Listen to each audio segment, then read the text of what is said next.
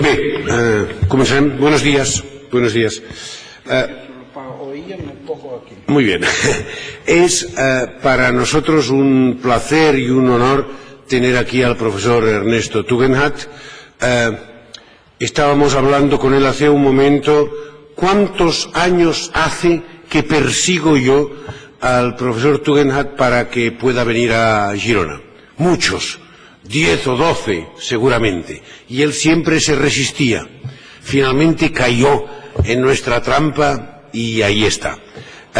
Con el profesor Tugendhat tuvimos un primer contacto en el año 89, cuando estuvo aquí en el simposio que realizamos celebrando el centenario del nacimiento de Ludwig Wittgenstein, y él participó en este evento. Desde entonces le hemos intentado invitar varias veces. Él muy amablemente siempre ha respondido que solo quería venir para hacer algo que fuera interesante. Siempre le parecía que era poco interesante lo que tenía, pero finalmente lo que tiene debe ser interesantísimo, porque ha dicho que sí, y por tanto estamos encantados de que esté aquí. Voy a hacer un par de explicaciones técnicas de las sesiones técnicas. Vamos a empezar todos los días puntualmente a las 10:10, si podemos, es decir, dar 10 minutos de margen, ¿verdad? Cuando acabe su exposición habrá coloquio. Puesto que él tiene algún problema para oír bien las preguntas, lo mejor será que quien desee hacerlas se acerque para acá y le pueda hacer las preguntas de forma que él pueda oírlo bien. Segundo, el miércoles y el jueves, justo acabada su sesión, el profesor Francesc Pereña, que nos honra también con su presencia aquí, dará dos insinuaciones, dos sugerencias en dos sesiones distintas sobre la obra de Tugendhat. De forma que el miércoles nos hablará él de los planteamientos de Tugendhat para que acabemos de completar ideas y participemos en ello, y el jueves sobre el Heidegger de Tugendhat, es decir, cómo trata Tugendhat a Heidegger. Eso lo haríamos el miércoles y el jueves. Serían dos sesiones dobles, diríamos, ¿verdad? Una vez acabada la sesión de Tugendhat, empezaríamos la del profesor Pereña. Pero hoy y mañana no, serán sesiones normales en que vamos a acabar como hacia las 12 o así. Aquellos que necesiten alguna cosa, algún certificado, tengan que hacer algún trabajo, algún alumno, que se pongan por favor en contacto conmigo. De todas formas, el señor Ramón Fábrega, que es el secretario de toda esta organización, es perfecto y él resuelve prácticamente todos los problemas. Los que él no pueda resolver ya prácticamente no tienen solución. Pero en todo caso yo intentaría resolverlos. Muchísimas gracias a todos por la presencia y aprovechemos estos 5 días con Ernesto Tugendhat. Muchas gracias.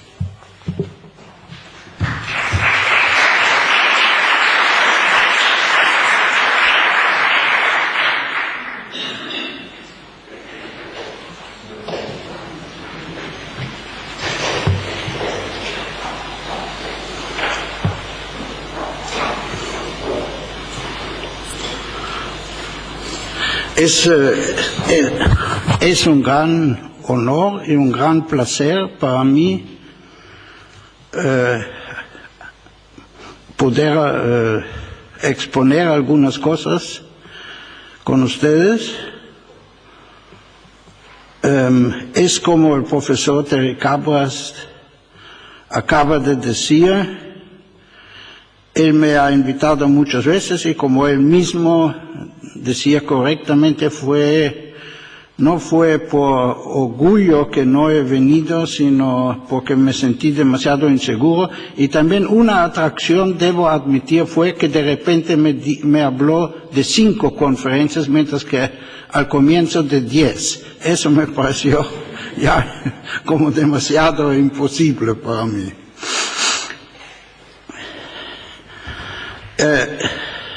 Las conferencias están anunciadas como sobre temas de la filosofía antropológica, de la antropología filosófica, perdón.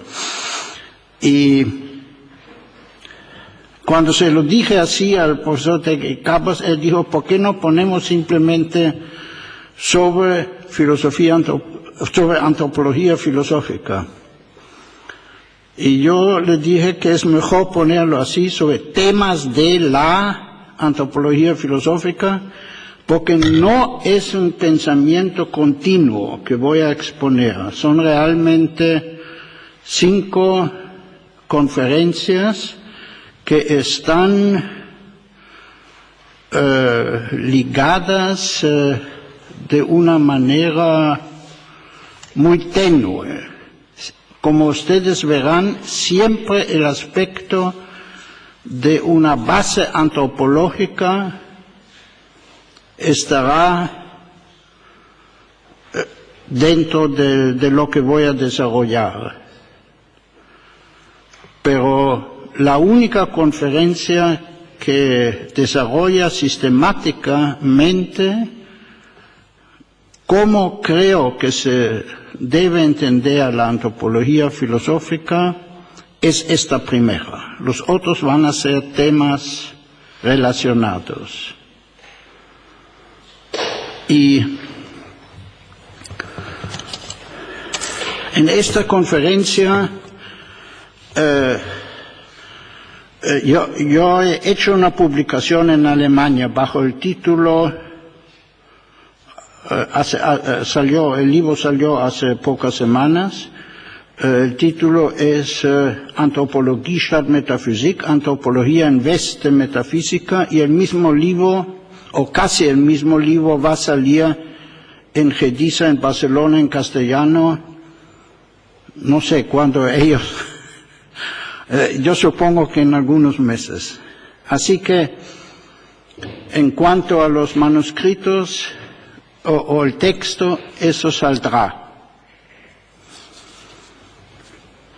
Y en esta conferencia, esa conferencia tiene algo que ver con ese título.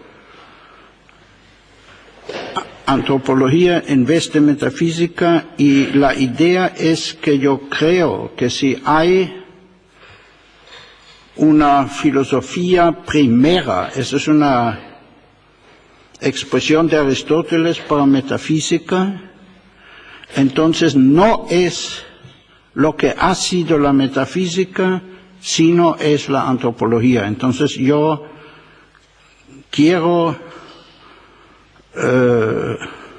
hacer una tesis fuerte, no solo explicando lo que entiendo bajo antropología filosófica, sino de que tiene un rol central dentro del resto de lo que se hace en la filosofía.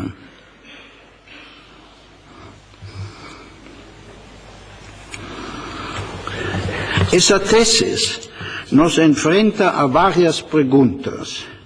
Primero, ¿qué es filosofía?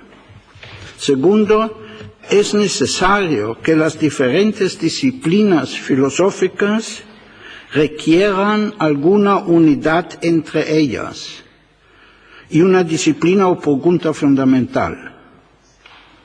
Tercero, en caso que así fuera, ¿por qué ha de ser la antropología?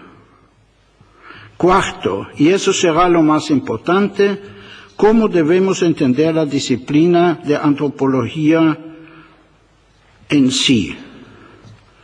¿Tiene ella a su vez una pregunta básica?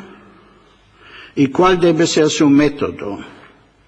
¿De qué manera se distingue de la antropología empírica? Es decir, de lo que los anglosajones llaman cultural anthropology. Otra pregunta que me parece fundamental para un entendimiento de la antropología es su relación con la historia y las disciplinas históricas. Pues la pregunta, ¿qué es el ser humano?, parecería implicar una orientación ahistórica. Así que nos tendremos que preguntar en qué sentido contradice la antropología a una orientación histórica ¿Y en qué otro sentido se podría quizás decir que ella misma sugiere algún otro tipo de orientación histórica? Comienzo con la pregunta sobre si las diferentes disciplinas filosóficas tienen alguna base en común o por lo menos alguna interconexión. En otros tiempos se pensaba que la metafísica tuviera esa función de una disciplina de base. Hoy, y desde ya hace bastante tiempo, se habla del fin de la metafísica. Pero no es tan obvio qué es lo que se entiende bajo ese título, metafísica. Se trata de la pregunta por el ser, de ontología, o de los entes suprasensibles y en particular de Dios, de teología. El mismo Aristóteles vacilaba entre estas dos maneras de entender lo que él llamó primera filosofía. Pero cualquiera que sea el énfasis en lo que se entiende bajo metafísica, no parece obvio de qué manera ésta podría servir de base para las disciplinas filosóficas. El mismo Aristóteles no pretendía que así fuera.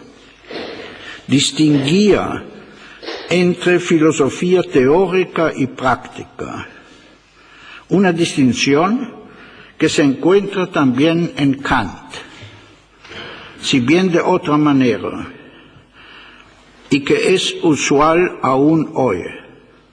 La distinción entre la pregunta por lo que es y la pregunta por lo que debe ser.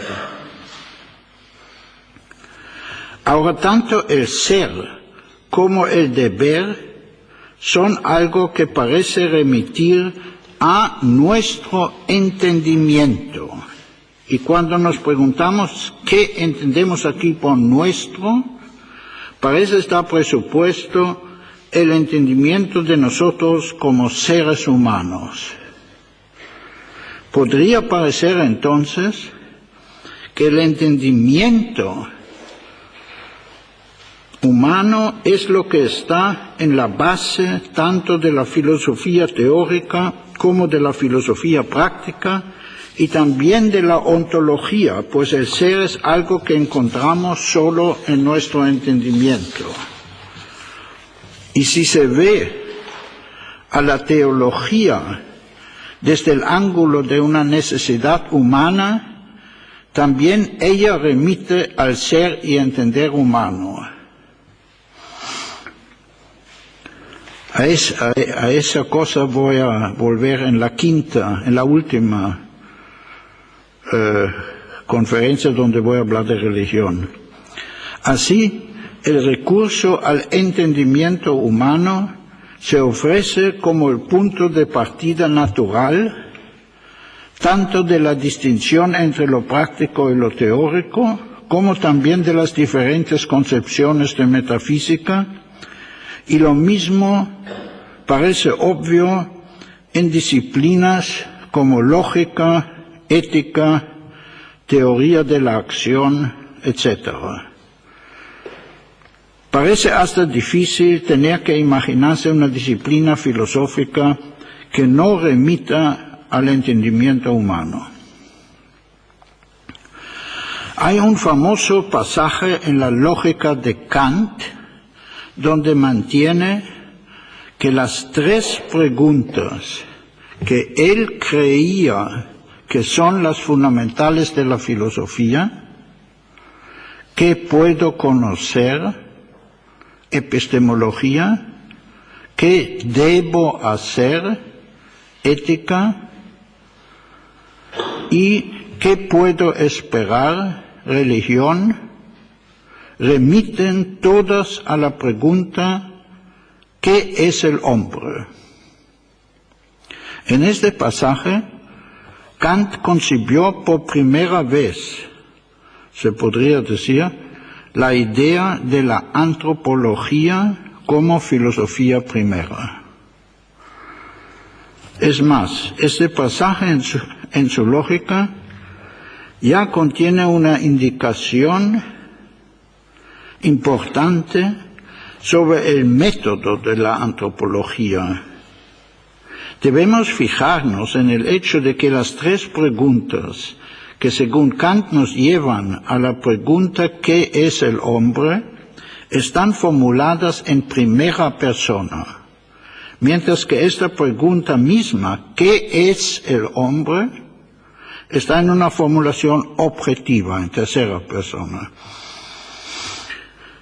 ¿Qué significa esta tensión entre formulación en primera y tercera persona? Creo que Kant estaría igualmente de acuerdo si formulásemos las tres preguntas en la primera persona plural. ¿Qué es lo que podemos saber? Etcétera. Si combinamos las dos formulaciones, en la primera y en la tercera persona, resulta para la pregunta final la formulación ¿qué somos? Primera persona, como seres humanos. Obviamente, Kant entiende las preguntas de las cuales está partiendo, qué debemos hacer, etc., de tal manera que no implican qué debemos hacer por encontrarnos en tal o tal tradición, por ejemplo, en la del Occidente. Por un lado, Kant habla en primera persona, por el otro entiende sus preguntas en el sentido más amplio posible en el del ser humano, es decir, de la humanidad.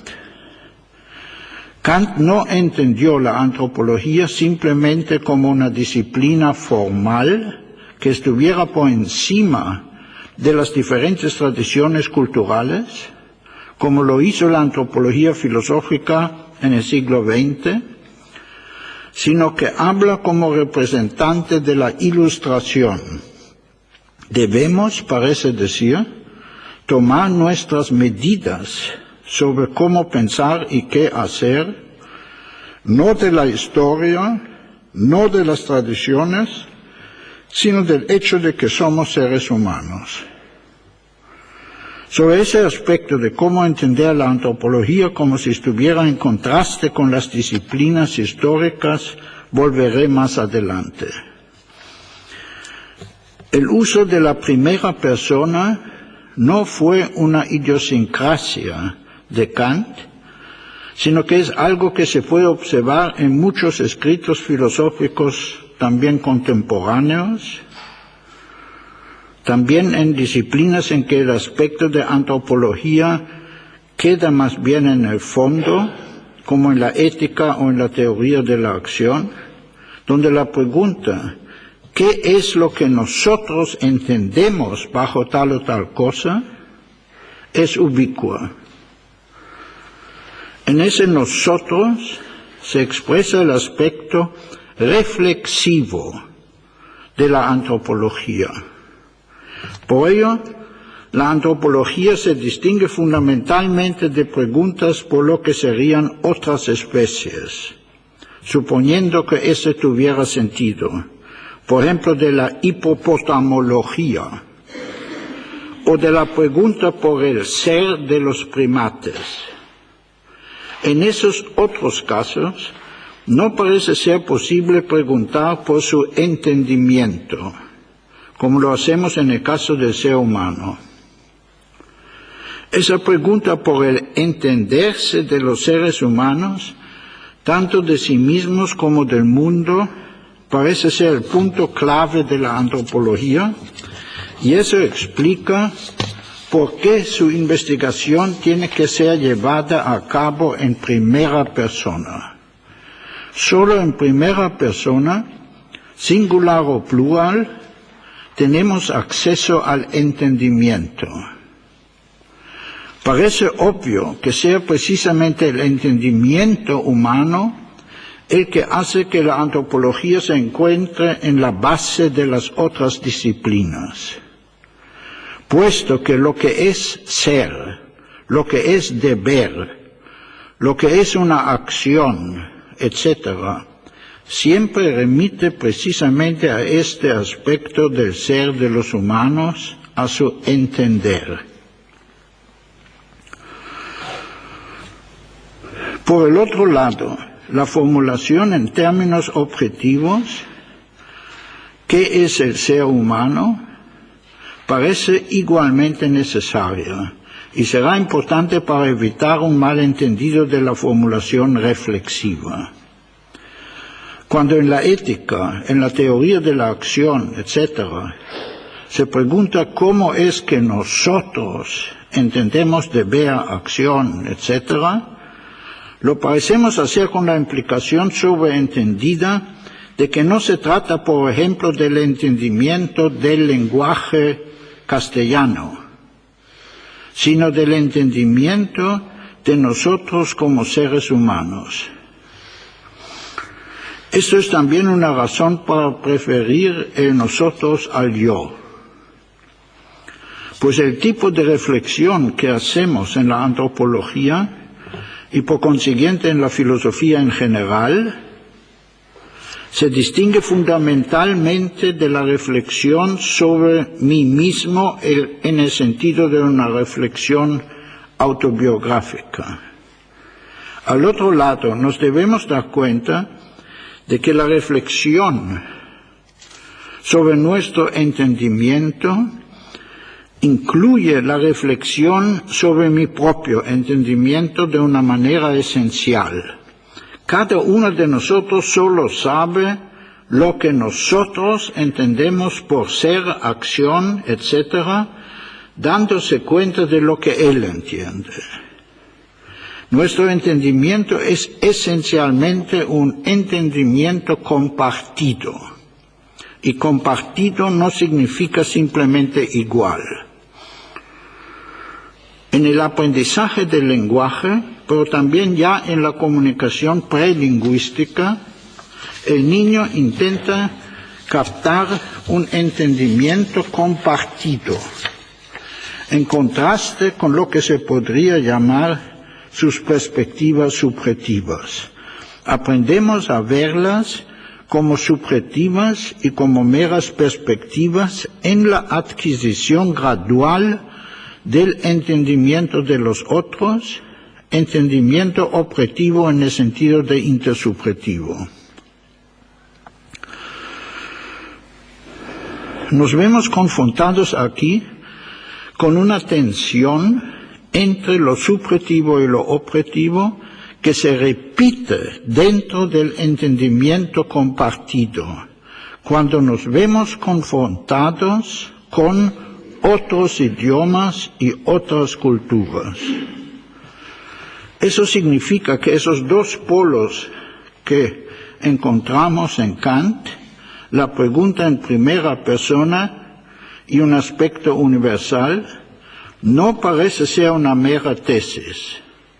No basta decir que Kant quería entender lo subjetivo en términos de lo que es universal, sino que desde el principio hay una dinámica que lleva de lo subjetivo hacia lo más y más objetivo, así que el ámbito universal es algo que anticipamos desde el principio, ya que desde el principio no nos contentamos con meras perspectivas.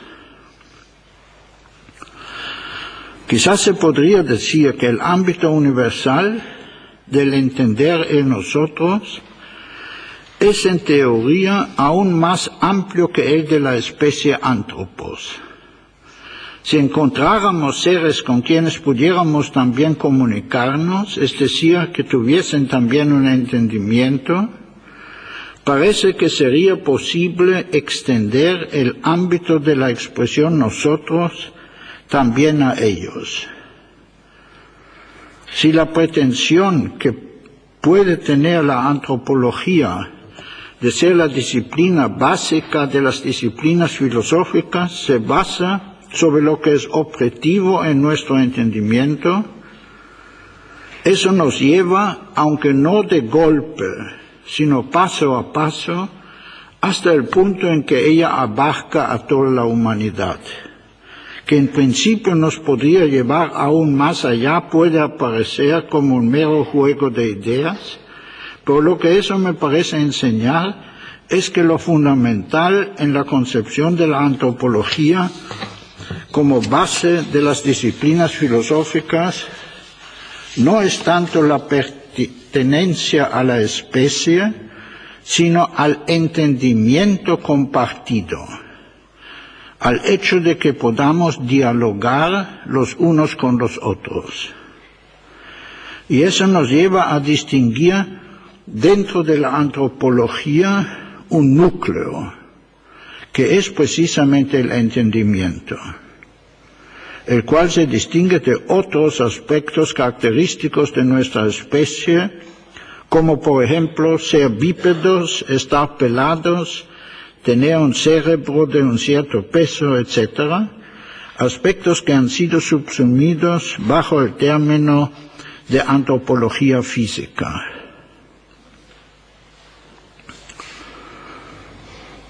Antes de proseguir con los problemas que aquí se abren, quiero enfrentarme a otra de las preguntas que mencioné al principio. Se puede decir que la antropología tiene a su vez una pregunta básica. Si la antropología, o su núcleo, como ahora podríamos decir, es la base de toda filosofía, la cuestión de una pregunta básica de la antropología tendría que estar estrechamente ligada a lo que se habría de considerar como la pregunta básica de la filosofía. De lo que acabo de decir se podría inferir que la pregunta básica de la antropología tendría que consistir en preguntarse en qué consiste la estructura de nuestro entendimiento. En mi libro sobre filosofía analítica desarrollé la tesis de que la pregunta básica de la ontología, ¿qué es el ser?, remite a la pregunta en qué consiste la estructura del entendimiento humano.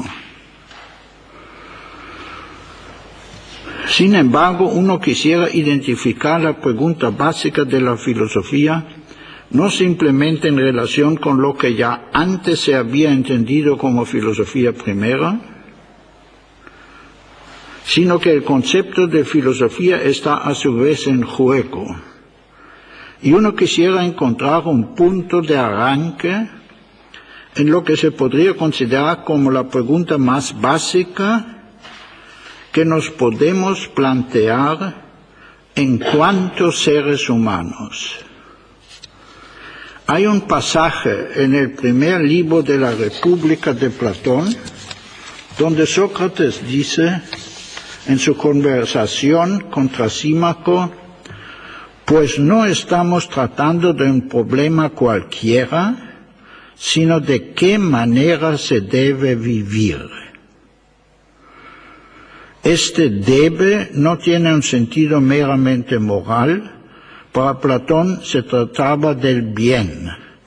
Y en una reflexión antropológica nos podemos dar cuenta de que la necesidad que los seres humanos tienen para poner en cuestión su misma vida, tiene que ver con que, en contraste con las otras especies, no somos, como se ha dicho, de alambre rígido, hardwired, dicen los anglosajones, sino que podemos dudar de lo que hacemos y por lo tanto también de cómo conducir nuestra vida. Por un lado creo que esa fue la pregunta básica de Platón, y que fue ella la que a su vez lo llevó a las preguntas que más tarde se llamarían metafísicas. Y por otro, parece obvio que no se trata de un capricho de Platón, sino que encontramos esta misma pregunta en todas las culturas, sea en forma implícita en las mitologías y tradiciones, sea como pregunta abierta. En China, por ejemplo, lo que se entendía bajo filosofía se llamaba la pregunta por el Tao, y Tao significa camino. Esta pregunta es idéntica a la de Sócrates. Se trata del camino que debemos tomar en la vida. Y lo característico de los humanos parece ser que eso nunca es obvio.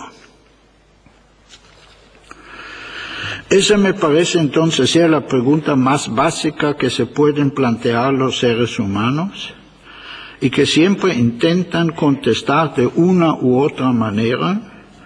Y parece claro que esta pregunta tiene los dos lados que ya mencioné. Se trata de una pregunta en primera persona, una pregunta de cada uno, y al mismo tiempo de una pregunta que nos planteamos los unos a los otros, una pregunta de nosotros que tiene una pretensión intersubjetiva.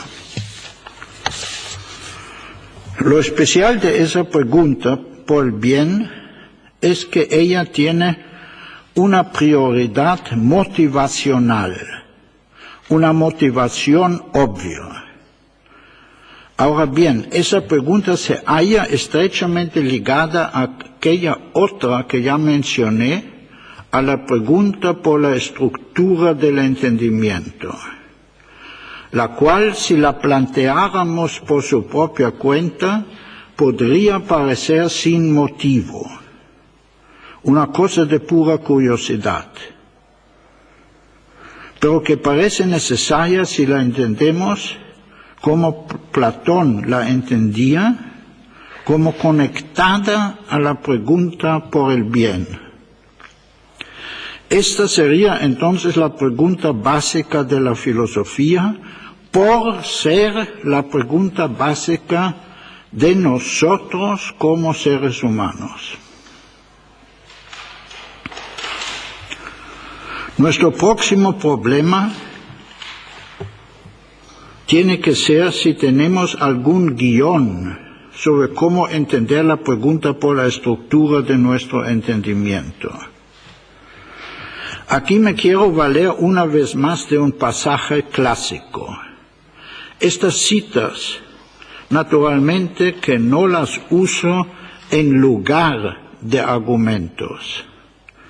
Aristóteles, en el segundo capítulo de su Política, donde se propuso aclarar la estructura social de los seres humanos, parte de una comparación del lenguaje humano con los lenguajes primitivos que tienen otras especies sociales, como las abejas. Y dice que lo específico del lenguaje humano es lo que él llamó logos. Y con esto se refiere a la estructura predicativa o proposicional del lenguaje humano. Los otros animales, dice, se comunican recíprocamente sus estados sensitivos, dolor y placer, mientras que los hombres pueden hablar de lo bueno. Lo bueno solo puede entenderse como predicado. Se trata siempre de un juicio, de que algo es bueno. Y comunicarse sobre eso presupone el lenguaje proposicional. Aristóteles quiere demostrar que comunicarse sobre lo bueno, y por eso también dice sobre lo justo, y aún pensar tal cosa, es algo que solo se puede hacer en el lenguaje predicativo.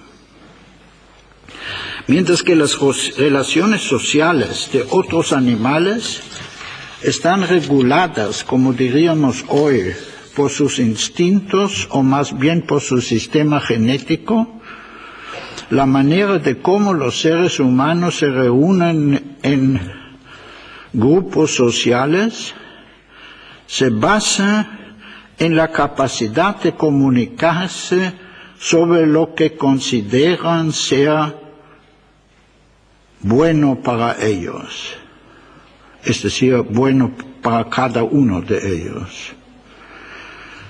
Esta intuición de Aristóteles me parece genial y se puede desarrollar más allá de lo que él decía explícitamente. Voy a mostrar algunos pasos.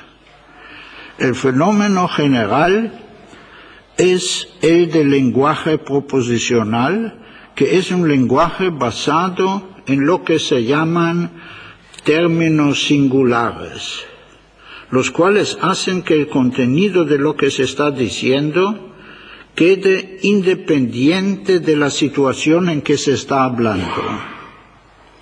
Eso tiene a su vez como consecuencia que el interlocutor del que habla, en lugar de reaccionar simplemente, como ocurre con los otros animales, contesta explícita o implícitamente con sí o no, o con posiciones intermediarias como pregunta y duda, con lo que el lenguaje llega a tener una función independiente no solo de la situación, sino también de la comunicación misma. Surge lo que llamamos pensar. Y cuando se piensa, uno mismo puede dudar de lo que está pensando. Surge el fenómeno que a mí me parece central para los seres humanos, el fenómeno de la deliberación. Los dos componentes que en la acción animal están siempre presentes pero nunca aparecen separados, el opinar que las cosas son así o asá y el desear algo, se separan en dos formas lingüísticas independientes, y eso tiene como consecuencia que tenemos que distinguir entre una deliberación práctica que tiene como meta lo bueno o mejor, y por el otro lado la deliberación teórica que tiene que ver con lo que se está opinando y que tiene como meta lo verdadero. Cuando se delibera, se pregunta por las razones que están a favor y en contra de lo que se está diciendo o pensando. La acción ya no es dirigida, como en los otros animales, simplemente por los deseos, sino también por lo que se piensa que es bueno y verdadero, por los resultados de la deliberación. Eso presupone a su vez la capacidad de suspender sus deseos, capacidad que llamamos libertad y que está a la base de lo que llamamos responsabilidad, y sobre eso voy a hablar mañana.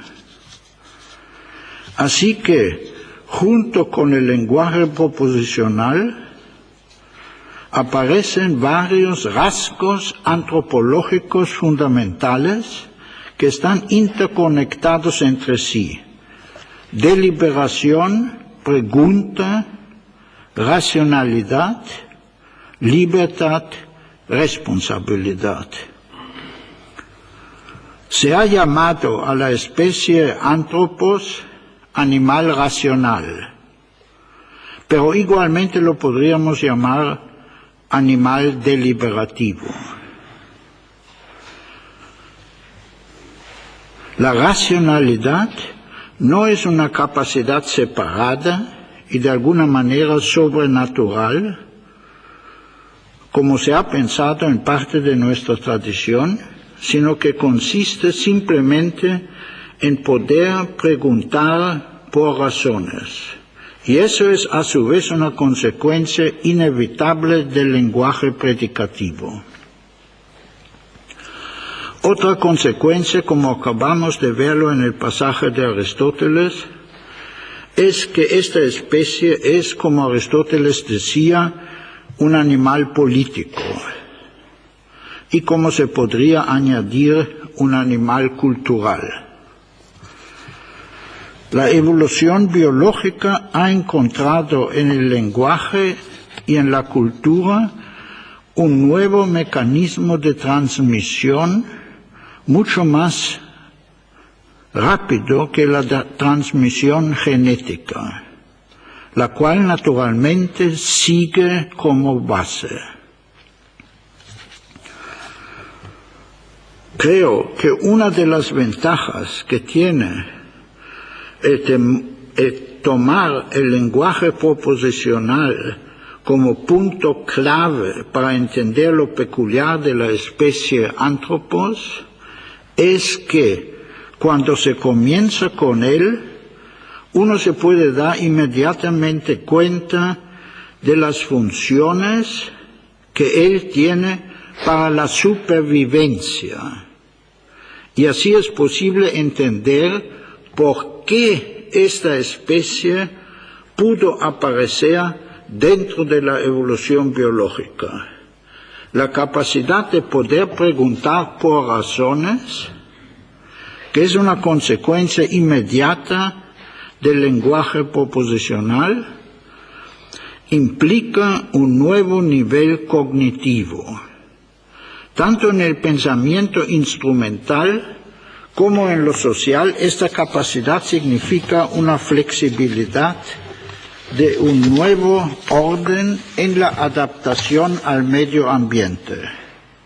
Y además el lenguaje humano permitió, como ya lo dije, en comparación con el genético, un nuevo mecanismo de transmisión y así de acumulación del aprendizaje de generación en generación, la transmisión cultural e histórica. Si se tomase la libertad humana o la autoconciencia como el aspecto central del ser humano, como lo han hecho algunos filósofos del siglo XX, no se entendería su función. Así que esos son rasgos que se deben entender como fundados a su vez en el lenguaje como rasgo clave. Un problema que surge cuando se comienza así, como propongo, es en qué medida se pueden explicar desde ese punto de vista otras características que consideramos fundamentales para la especie Anthropos. Algunas, como por ejemplo la conciencia del tiempo, parecen estar estrechamente conectadas al lenguaje. En otros, como en la música o las artes, no es obvia una tal conexión. Aun si nos restringimos dentro de la antropología a lo que llamé el núcleo, es decir, al entendimiento, ese no se puede reducir al entendimiento del lenguaje. Mi tesis es solo que el lenguaje ocupa un lugar central dentro del entendimiento humano y que me parece valer la pena preguntar por las consecuencias que él tiene para la manera en que vivimos. Pero me siento bien lejos de tener una idea sistemática y abarcante del entendimiento humano. Voy a tomar un poco de agua. Ya, yo veo que que la conferencia es un poco demasiado larga y la voy a parar en algún momento.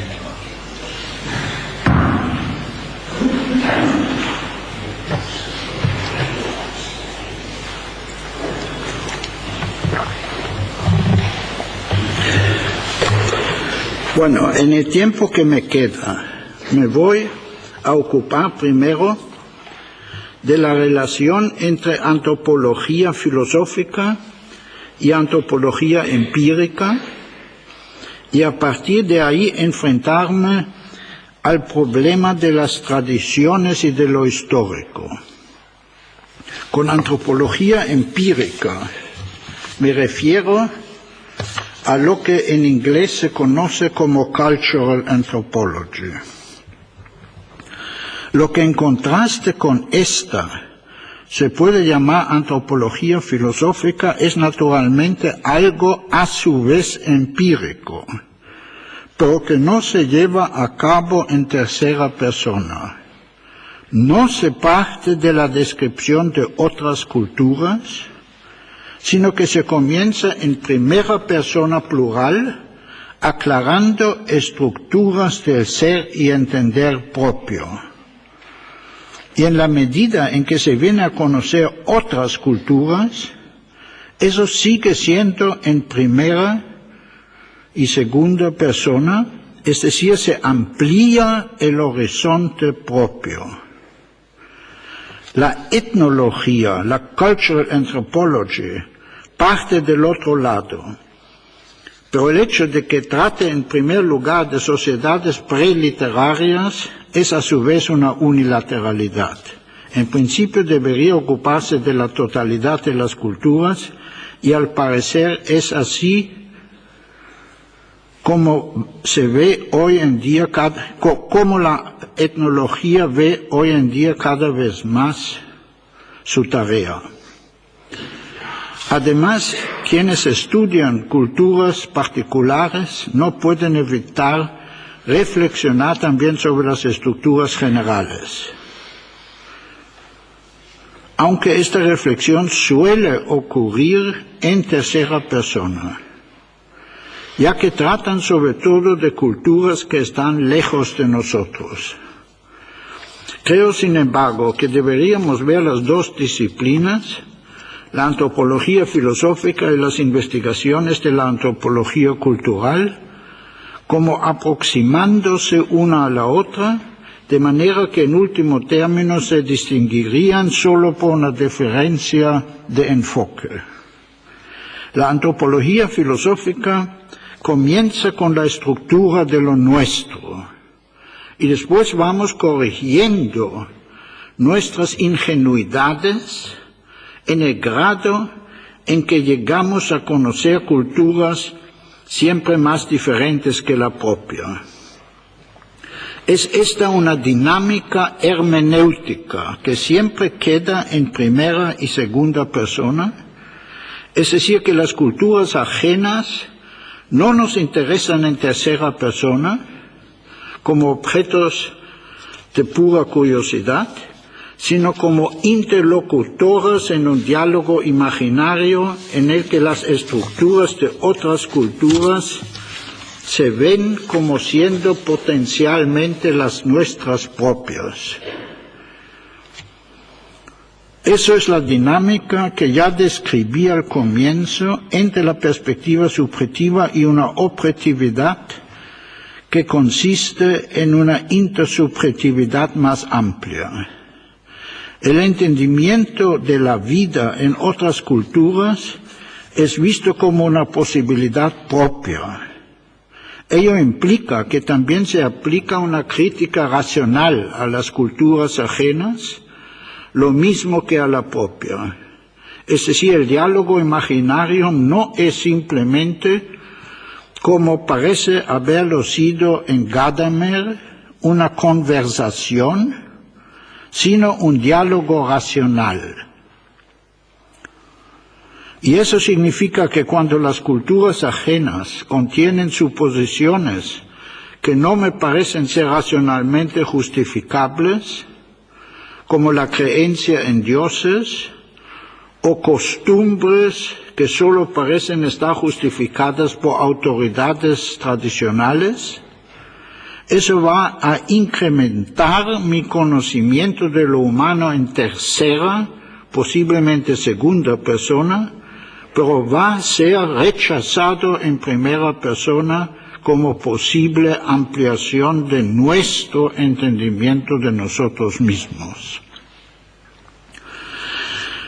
Resumiendo lo que acabo de decir, la antropología filosófica es esencialmente reflexiva, pero al no tener un carácter a priori, es susceptible a ser corregida por la etnología. Pero al ser reflexiva, ella hace una distinción que parecerá extraña al antropólogo que investiga en tercera persona, una distinción entre estructuras de ser humano que pueden ser importantes para nosotros y otras que no lo son. La palabra nosotros no representa en esta proposición nuestra tradición, sino que se trata de nosotros como encontrándonos en una reflexión racional que hace un examen igualmente crítico tanto de la propia como de otras tradiciones. No se trata de un enfrentamiento entre culturas, sino que el antropólogo, es decir, el filósofo, está haciendo una reflexión crítica tanto de la cultura propia como de las ajenas. Esa problemática se hace aún más aguda cuando el filósofo no se ocupa solamente de estructuras, sino de aquello que para él había sido la pregunta inicial, la pregunta de Sócrates sobre qué es el bien para nosotros como seres humanos, una pregunta que obviamente solo tiene sentido en primera persona, tanto singular como plural, y que por lo tanto no existe para el etnólogo, excepto como preguntas que se hacen los sujetos que él está investigando. Se podría eludir esta pregunta manteniendo que la antropología solo tiene que ver con estructuras. Eso naturalmente sería simplemente una cuestión de definición. De hecho, no podemos eludir esa pregunta misma, la pregunta sobre cómo debemos vivir. Y hoy solo puede tener sentido, como ya lo tenía para Sócrates y también para Kant, de preguntarse cómo debemos vivir como seres humanos, y no por entendernos dentro de una cierta tradición. Por la razón de que el mero hecho de que nos encontremos en una cierta tradición no basta como horizonte para justificar cómo es bueno vivir.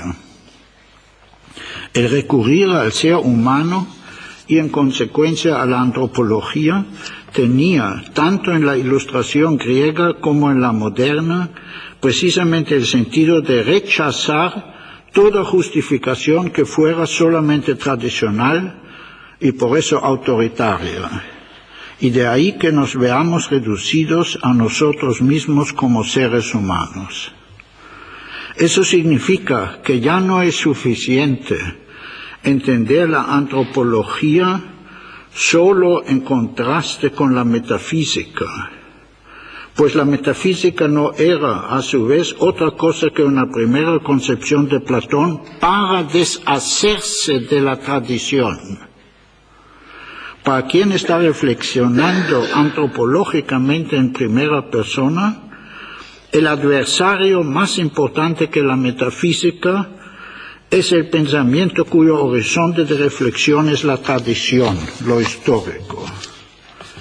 Aquí quizás valga la pena hacerse consciente de en qué medida sociedades anteriores se orientaron en la pregunta sobre cómo se debe vivir por autoridades y por el pasado. Piénsese en nuestra Edad Media, en parte también en el presente, o en el Islam, o en la China antigua, por no hablar de sociedades primitivas. Esto es a su vez un hecho antropológico, es decir, que nos podemos dar cuenta de que los seres humanos, al no estar su modo de vida genéticamente determinado, como las otras especies, sino por razones, tenían que buscar estas razones donde se trataba de cómo vivir, en lo que decían los antepasados, y cuando eso no resultaba suficiente, en una revelación sobrenatural.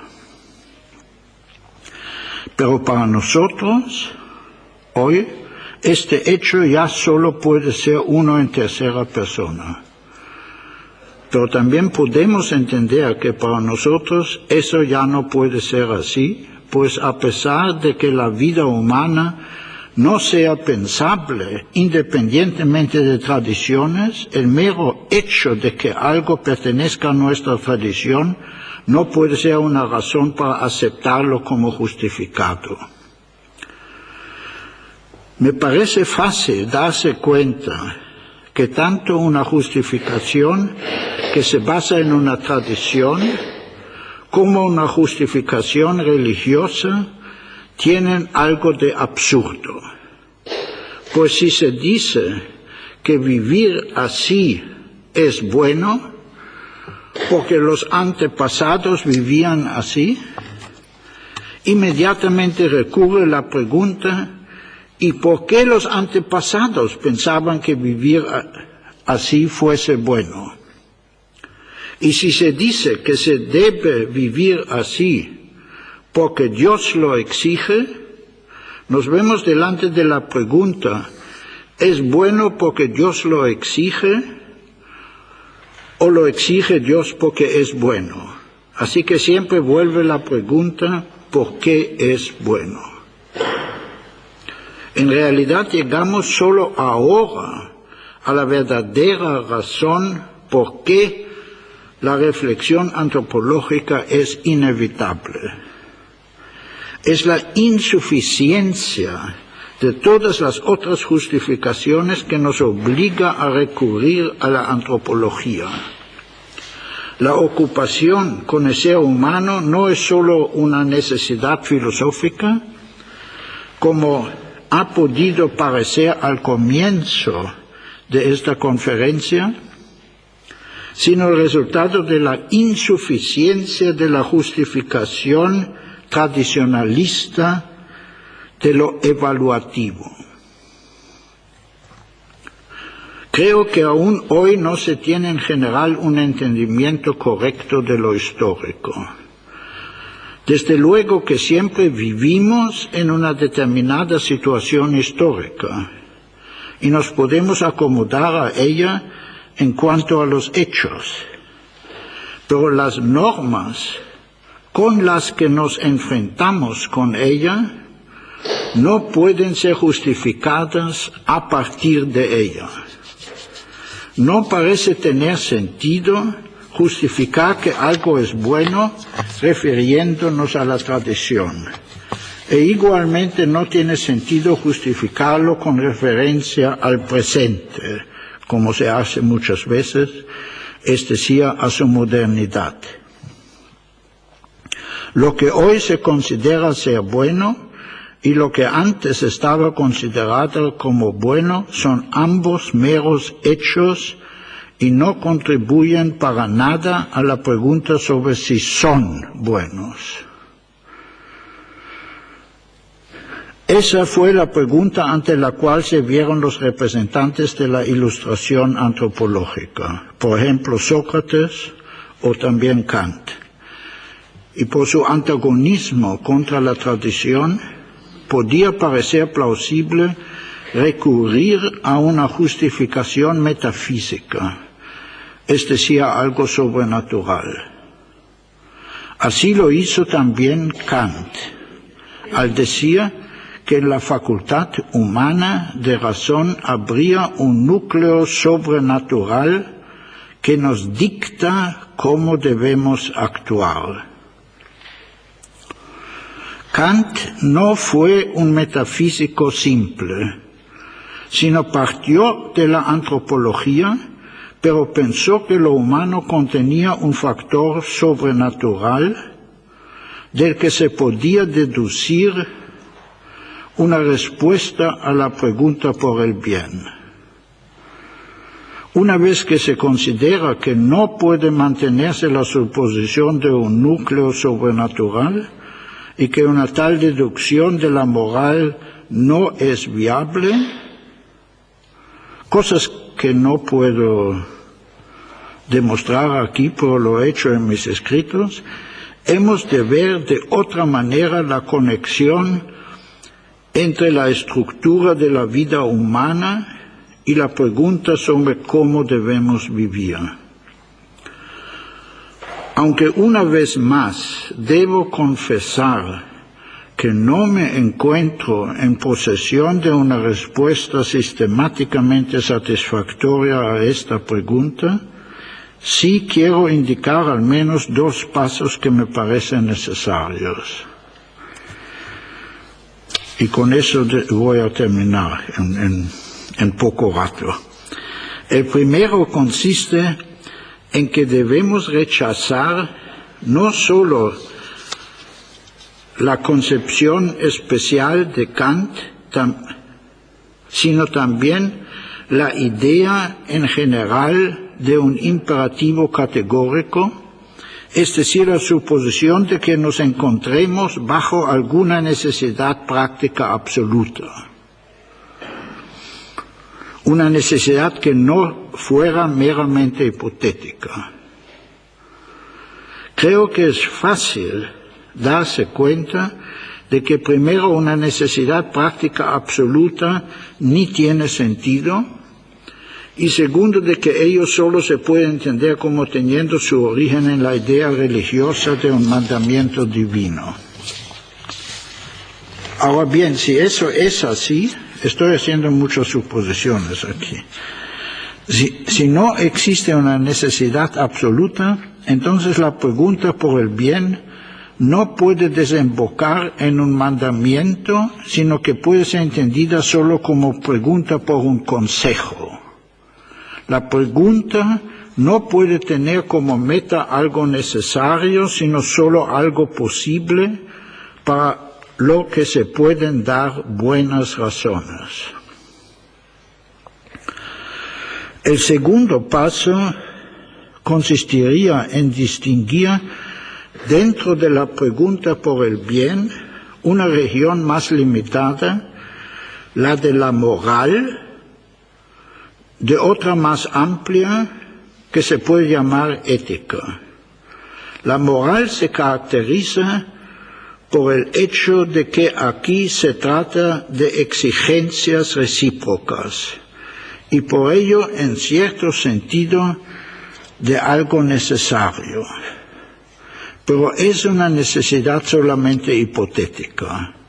Entenderse como miembro de una sociedad moral es siempre solo una opción, aunque podríamos decir muy aconsejable.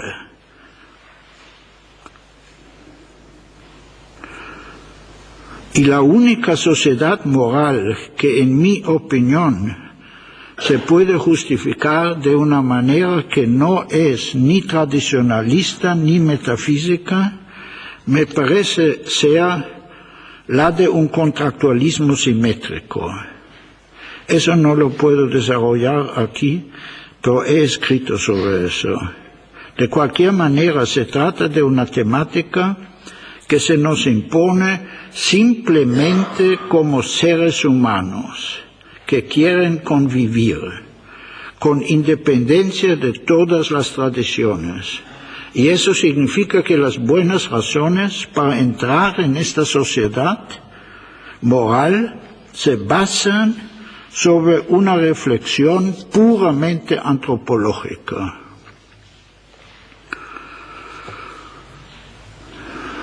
La otra región dentro de la pregunta por el bien es aquella donde solamente se trata de buenas razones para vivir bien o mejor sin referencia a exigencias recíprocas, a la que se puede llamar, en contraste con la moral, la región de lo ético. Esa distinción entre lo ético y lo moral es naturalmente solo una terminología artificial, que corresponde a una diferenciación que también otros están haciendo hoy, por ejemplo Habermas. Desde luego que moral es simplemente la traducción latina de lo que los griegos llamaron ética, pero no tiene importancia la terminología que usamos. Lo que importa es que hoy hemos de hacer una distinción que no era necesaria en las culturas tradicionales por estar en ellas justificados todos los valores por autoridad. Y así toda la dimensión del bien era absorbida por la moral. Es decir, la región de exigencias que ahora es concebida como de exigencias recíprocas, es reducida a una esfera más limitada. Y como cada uno quiere entender su propio bien, lo que se llama el bien prudencial es cosa suya, un asunto de buenas razones, solo en el grado en que lo convenza. Es un asunto de buenos consejos. Consejo es lo mismo que deliberación, solo en segunda persona. Vas a ver, le podríamos decir a alguien que así vivirás mejor, pero es decisión tuya. Bueno, aquí corto el resto, y porque probablemente no es muy convincente, ahí estoy pensando un poco sobre cómo ocurren esas preguntas por el bien en esa región más amplia que se podría llamar ética. Y lo único que quisiera que yo debería mencionar todavía es una diferencia que yo hago al final, que es una diferencia entre dos sentidos de lo histórico. Yo había rechazado lo histórico como teniendo una importancia en la justificación, y lo histórico ahí tenía el sentido de una tradición, es decir, de una conexión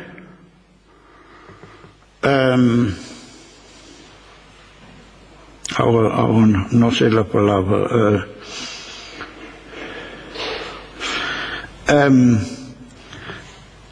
se ve un poco la historia, muchas veces que se habla de historia como una línea, en que algo está en una relación de razones o de causas en relación a otras cosas históricas que habían sido. Y yo creo que lo único que nos interesa en ese tipo de relación histórica es que cuando lo aclaramos, entonces lo relativizamos, porque cuando mostramos las causas por qué algo es así, pierde su sentido absoluto. Pero hay un otro sentido de historia que yo ya he usado en lo que hablé, lo que dije antes, de que nos debemos fijar tanto en las preguntas estructurales como en la pregunta por el bien, en lo que otros han pensado. El punto aquí es que lo histórico uno podría decir, uno tiene que fijarse a lo largo y ancho de la historia. Y cuando uno habla así, ya no se trata de una línea, sino simplemente de la pluralidad de concepciones. Y eso sí me parece que es valioso. Debemos comparar lo que nos parece a nosotros con lo que otros han dicho, pero esos otros, en mi opinión, no tienen que estar en una relación causal o temporal con nosotros.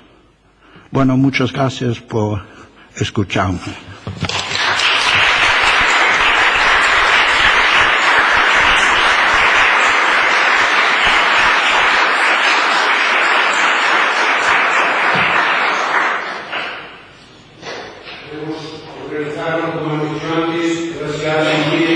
¿Alguna pregunta, por favor, que se acerque para acá?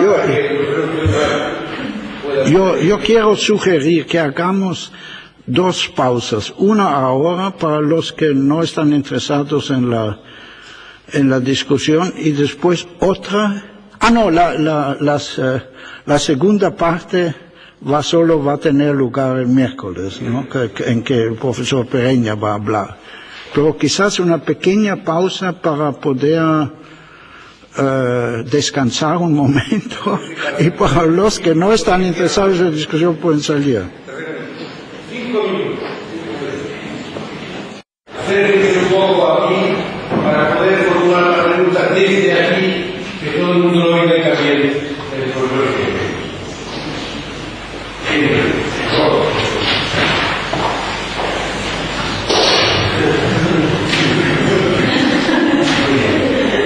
En primer lugar, muchas gracias por la exposición que ha resultado muy interesante y nos permite estudiar esa conexión que se ha establecido entre la antropología filosófica y la antropología cultural.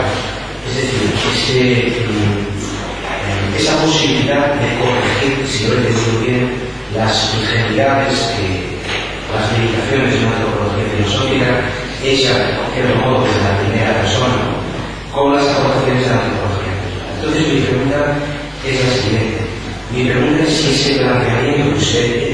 planteamiento que usted ha realizado respecto a la relación entre antropología filosófica y antropología cultural se podría hacer extensiva también análogamente a otras ciencias empíricas que tienen una especial repercusión de la elaboración de una antropología filosófica, como podría ser la psicología o la sociología o incluso las neurociencias u otras posibles disciplinas. Lo digo porque ya Scheller o Cassirer advirtieron que una de las cosas que hacía especialmente compleja la antropología filosófica es el tener que dar cuenta o ponerse en relación con los resultados de las numerosas ciencias que abordaban la naturaleza humana. Es decir, que no necesariamente la acumulación de datos sobre el ser humano lleva a un mayor conocimiento esencial del ser humano, sino que a veces nos puede introducir en una especie como de laberinto de ideas, resultados o teorías que no nos iluminan. Entonces, mi pregunta sencillamente es así. ¿Usted extendería a otras ciencias empíricas que también abordan la temática humana y la temática respecto a la antropología?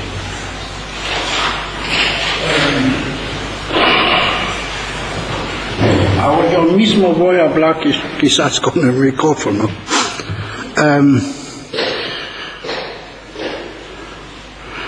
Yo estaría abierto a eso, pero no vamos a poner una proposición de ese tipo. Es decir, esas son cosas que hay que verlos paso por paso. Por ejemplo, usted mencionó la neurología, que no es esa no es una ciencia comparable. De un lado usted, psicología, sociología seguramente, sí. Psicología también. Pero eso, simplemente decir que sí, se puede quizás. Pero esas son cosas que se tienen que pensar paso a paso y de qué manera. Y bueno, lo de la neurología es un problema muy especial. Ahí sí estamos delante de una situación completamente diferente. Porque eso naturalmente es un problema muy importante, pero que yo creo en el momento está siendo exagerado por ejemplo, en Alemania hay algunos profesores de neurología cerebral en los cuales uno no ve bien qué son realmente resultados que ellos han encontrado y qué son simplemente aserciones que ellos hacen. Eso tiene mucho que ver con la conferencia que voy a dar mañana, ¿no? Hay neurólogos que dicen que no hay una cosa como la libertad humana. Bueno, ellos simplemente hacen mala filosofía en vez de hacer neurología. Y si algún día va a haber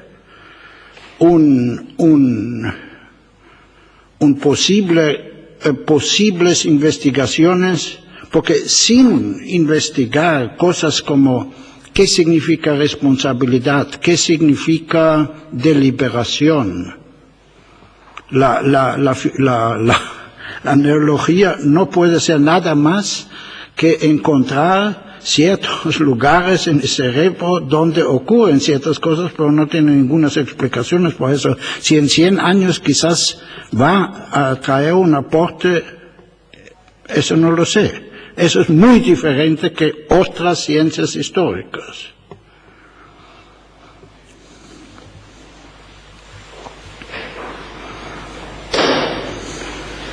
A mí hay una cuestión que me interesaría y es, en la antropología cultural se habla muy a menudo y sabemos qué significa el relativismo cultural. En el planteamiento de una primera persona que camina hacia la tercera persona, en el planteamiento de la filosofía, de la antropología filosófica, supongo, ¿qué sentido tendría hablar ahí de relativismo entre antropologías filosóficas? ¿O no podría hablarse de relativismo? Lo digo porque el término relativismo entra cuando nosotros hablamos de distintas antropologías culturales, ¿verdad? Esto está claro. Sí, pero las cosas no son tan obvias. Es decir,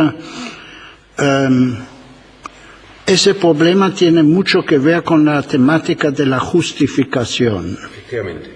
Si uno prescinde de eso de la justificación, entonces tenemos en lo humano puro relativismo.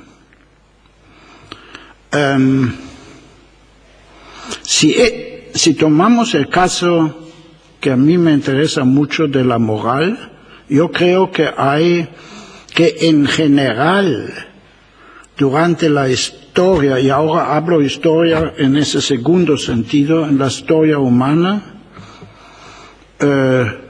casi todo lo que se ha hecho en justificación fueron justificaciones tradicionalistas. Bueno, en relación con ellas, una justificación no tradicionalista no se va a concebir como relativa. Y eso de relativo significa que uno ve las cosas simplemente desde afuera, sin lo de la justificación.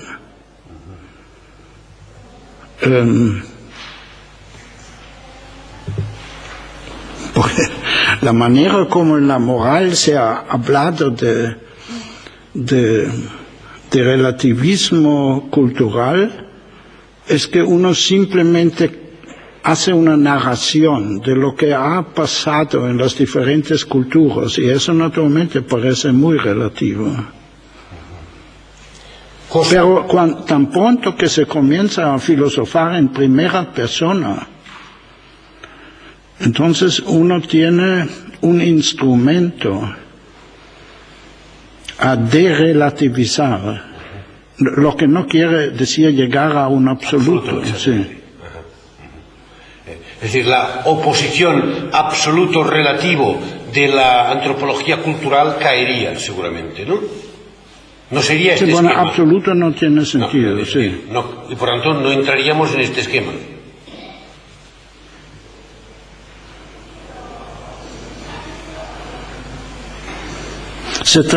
Toda justificación es siempre una justificación también relativa, no quiere decir.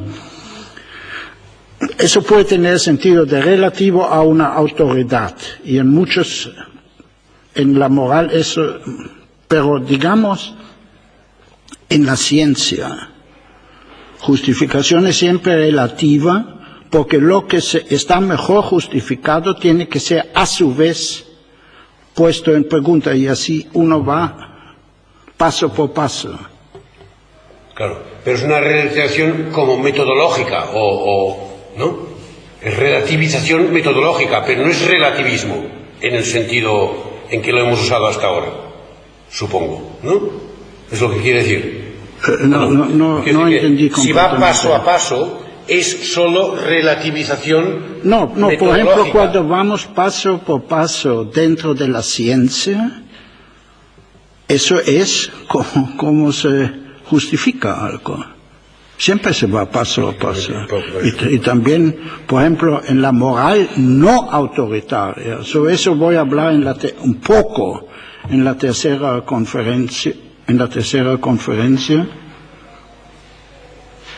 Bueno, no hay nada en lo humano que es un absoluto, en mi opinión. Sí, de acuerdo. Pero, no tenemos sería bueno tener un pizarrón aquí, sí, pero para las otras clases. No, ahora no. Lo que yo quería decir, hablamos de relativo de una manera completamente diferente si tenemos varias concepciones, uno al lado del otro, como puede ser las concepciones de la vida buena en el mundo histórico, o relativo en el sentido de que cada concepción que uno tiene es a su vez una concepción que a su vez puede ser criticada. De acuerdo.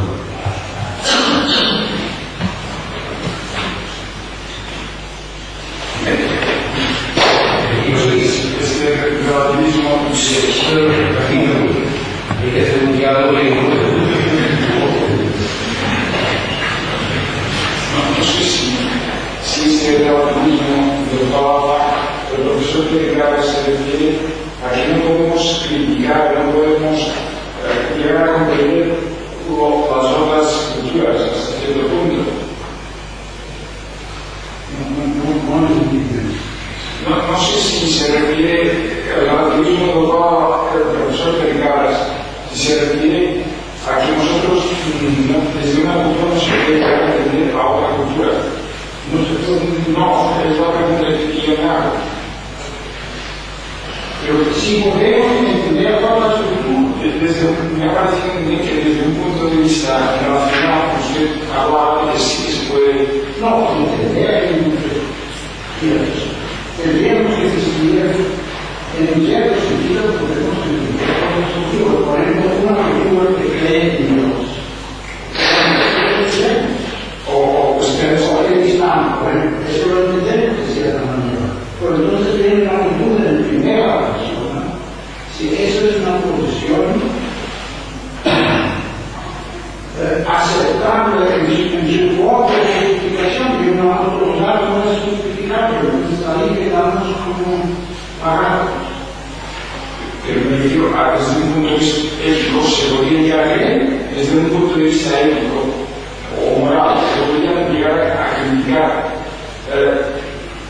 acciones que sí, yo criticaría cualquier ética que es justificada por religión o por tradición. Eso no es una justificación aceptable. Pero entenderla no puede. Desde un punto de vista, a mí me parece que usted está construyendo entender otra religión. Mira, el otro punto que para mí es importante es filosofar en primera persona. Y ahí tenemos ciertos límites, no para el entendimiento, sino para considerar otras posiciones como para mí, como para nosotros, importantes. Más que nada, no, sí.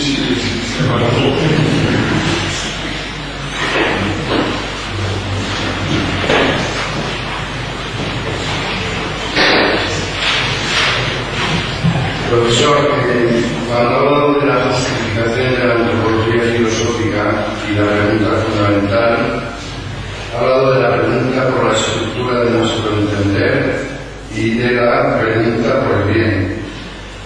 Pero me ha parecido que la justificación desde el punto de vista de la motivación afectaría solo a la moral, o sea, acaso a la ética, al núcleo moral de la antropología filosófica, no al conjunto de la pregunta por el trascendente.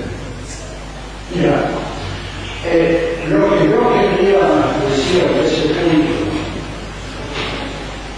es algo que me parece cierto para Platón, a muchos filósofos no, pero para mí sería igual, que hay una motivación evidente para preguntar por el bien, así como lo hizo Sócrates. Bueno, y lo que Platón hacía es decir,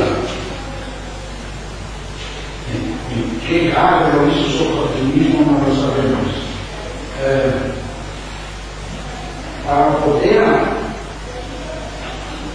llevar a cabo esa pregunta por el bien, también tenemos que reflexionar sobre aspectos estructurales. Y eso sí, a ese punto, eso simplemente tiene una cierta significación para la pregunta: ¿qué motivo tiene uno para hacer filosofía? Y yo creo que la única motivación que uno tiene para hacer filosofía es la pregunta por el bien. Los griegos han tenido una segunda justificación, que creían que es especialmente agradable ver las cosas que están ahí siempre. Eso ya para nosotros no creo que sea muy importante. ¿Conoces salir? No, es todo.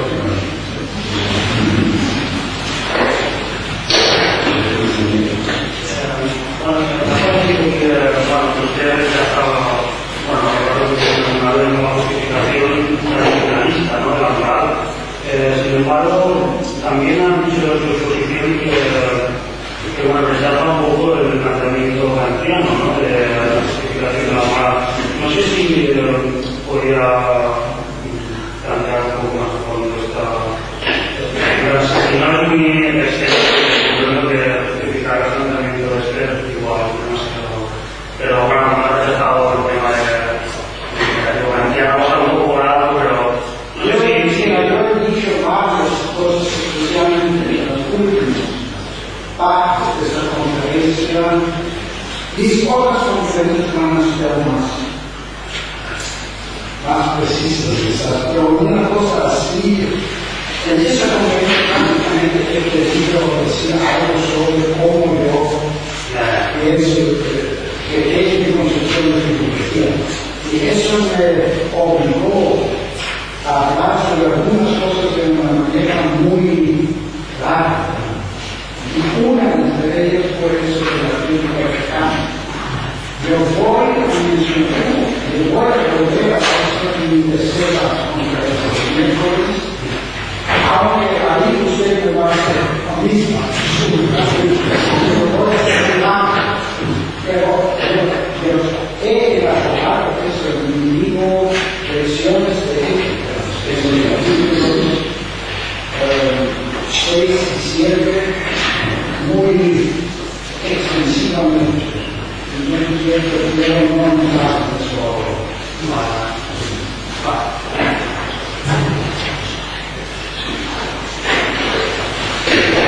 Sí.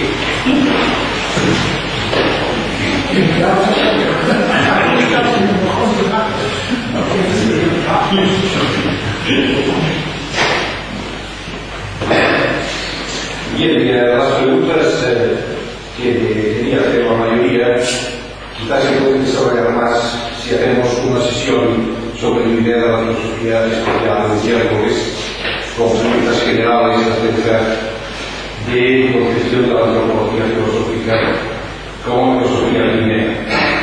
Pero anunciando algunas de estas preguntas, te preguntaré dos cosas.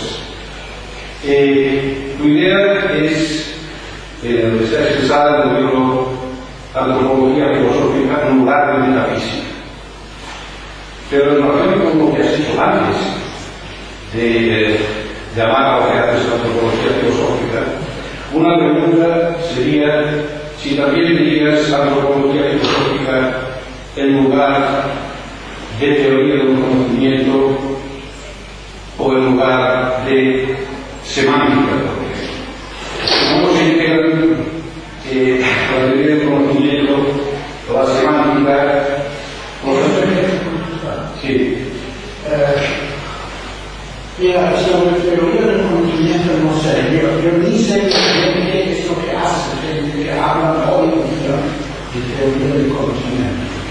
Pero en semántica yo creo saber de lo que se trata.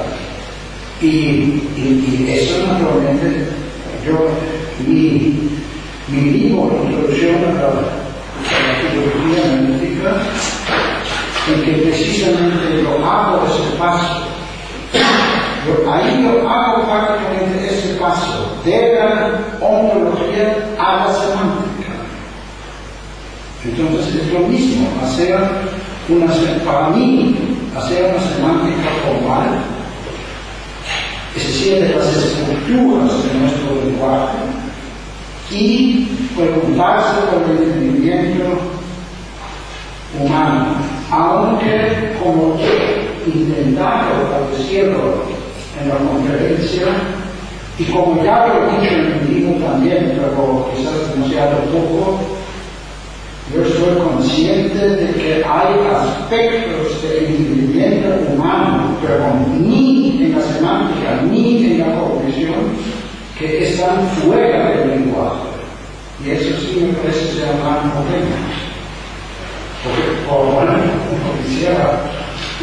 uno quisiera entender qué es música, qué tipo de entendimiento, cómo nuestro entendimiento de música tiene algo que ver con nuestro entendimiento del lenguaje. Ahí estoy al fin de mis capacidades de entendimiento. Si aquí hay que estar una pregunta concreta, en ocasiones no me acabas de decir, si hay cosas que no están en esta concepción del entendimiento, una pregunta sería si había algo en una concepción antropológica que de otro modo se basa de tipo naturalista, basada en la teoría de la evolución, si había en los animales algo así como pronto entendimiento o algo como entendimiento de los animales. No se puede hablar de eso. Quizás se puede. Bueno, no. Tienen representaciones, contenidos. Animales solo los podemos observar desde afuera.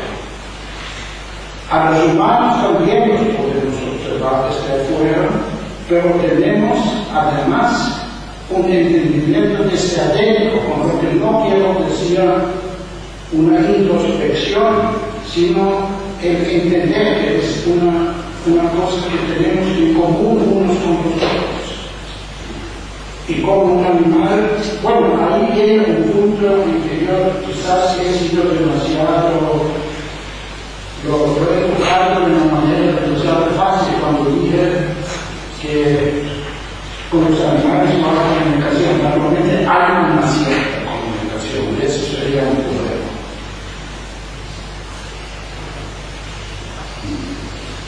Seguimos.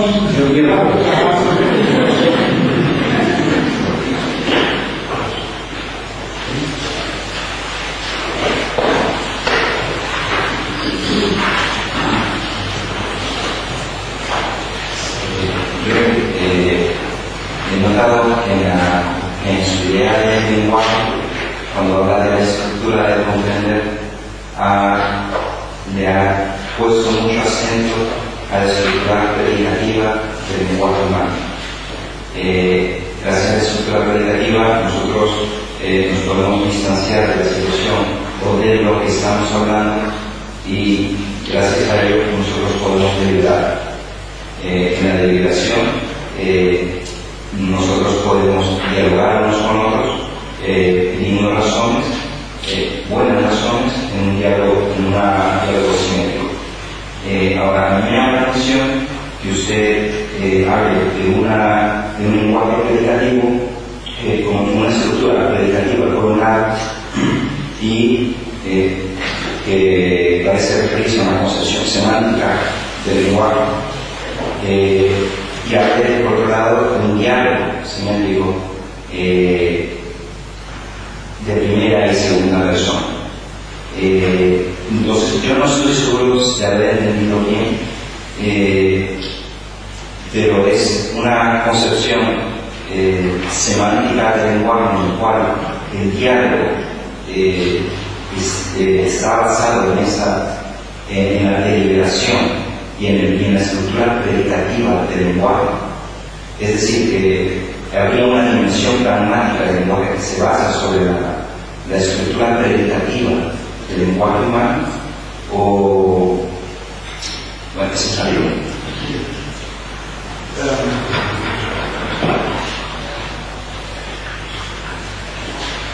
Yo creo que me han dicho bastante bien. Lo único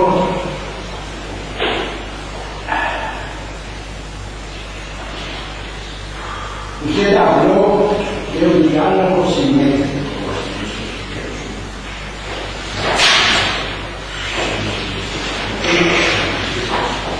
Es mejor simplemente hablar de un diálogo y escribir. En qué sentido es simétrico lo podemos dejar después. Pero lo que sí pasa es que usamos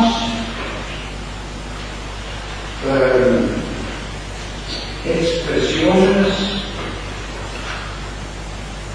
predicativas, es decir, oraciones en que decimos tal cosa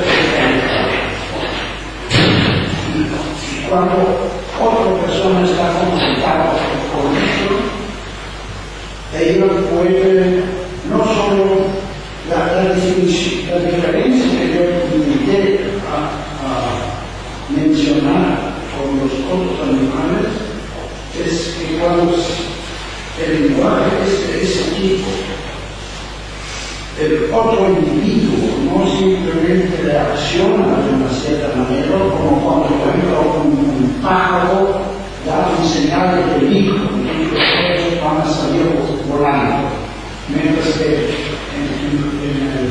en el lenguaje humano no se da simplemente una señal, sino se dice algo es cargado. Y el tipo de respuesta a eso que me parece ser característico es decir sí o no, o tomar una posición intermediaria. Naturalmente la palabra diálogo, se podría decir que animales también tienen un diálogo, eso significa muy poco. Hay que intentar a describir eso estructuralmente. Y ahí sí entra lo que usted mencionó, que eso te da razones. Porque el otro va a decir, no, hay razones en contra. Eso solo ocurre si alguien dice, si uno dice algo está bien. El diálogo de pedir y exigir razones, entonces, el diálogo de pedir y exigir razones, el diálogo racional, se basa entonces en esta estructura predicativa del lenguaje. La deliberación se basa en la predicación. Sí. Yo creo que no solo se basa, sino ocurre inmediatamente. Yo creo que cuando aprendemos a hablar, bueno, al principio no, al comienzo, el niño solo dice mamá o pelota. Después tiene dice, aquello allá es malo. Entonces, conjuntamente con eso se aprende, eso es solo algo quitado, no es tu mamá, dice el otro.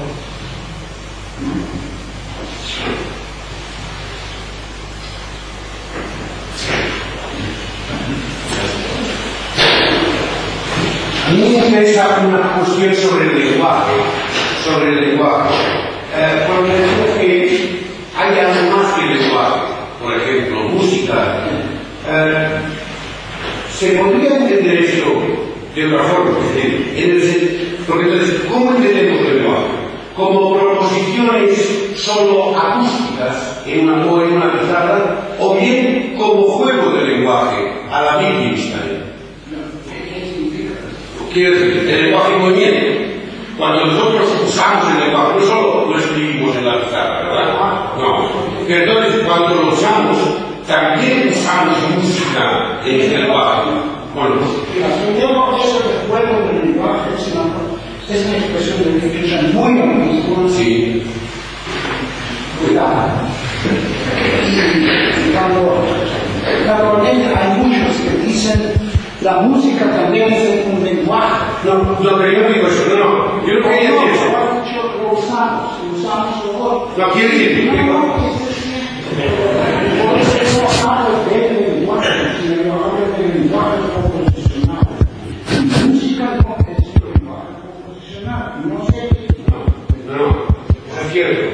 Pero el lenguaje está bien. La palabra lenguaje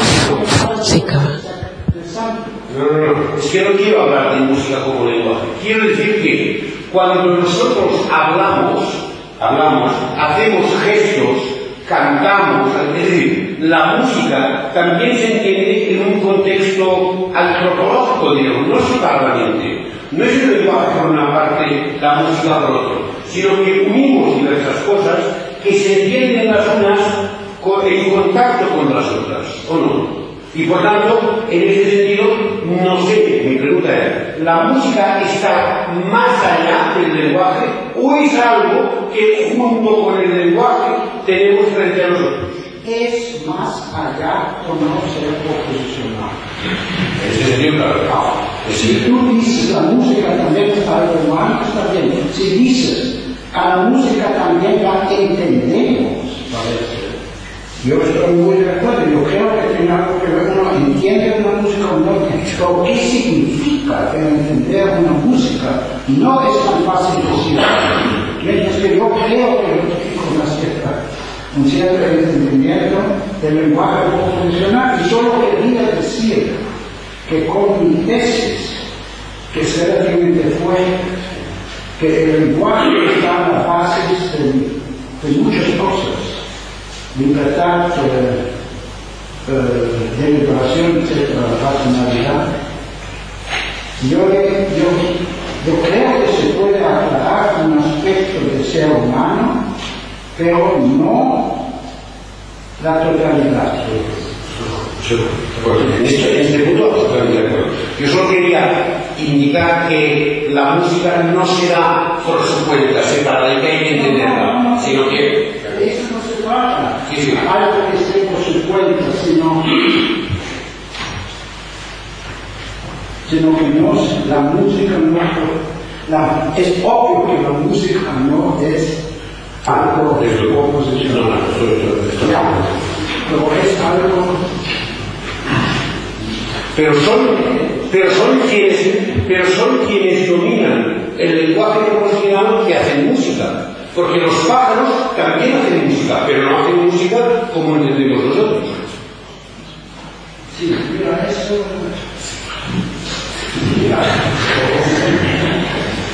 Esa es una cosa un poco controvertida, ¿no? Cómo hacen los pájaros y qué significa que supuestamente los pueden bailar con música.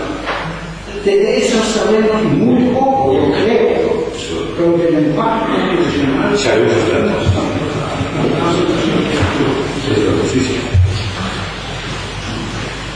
Lo importante para mí es distinguir siempre tan claramente como es posible lo que entiendo y lo que no entiendo eso.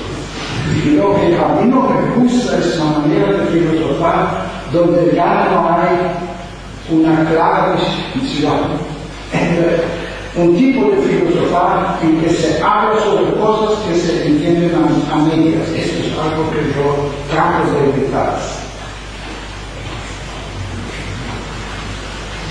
¿Sí? Y si se dice, por ejemplo, la música también es un lenguaje, entonces hay que mostrar qué lenguaje es. Hay que mostrar qué lenguaje es. Se usa la palabra lenguaje en un sentido muy amplio de que uno no puede dar una noción clara. Yo no puedo decir no, pero tampoco lo entiendo. Porque eso es todo un poco... No, y esto es verdad que se ha exagerado mucho. Se habla del lenguaje de las flores y del lenguaje de la naturaleza. Por todo ese lenguaje, entonces el lenguaje no es nada.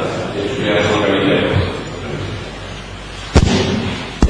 ¿Hay algo más o descansamos hasta mañana? Muy bien. Mañana a las 10:10 de nuevo aquí para la segunda sesión. Muchísimas gracias.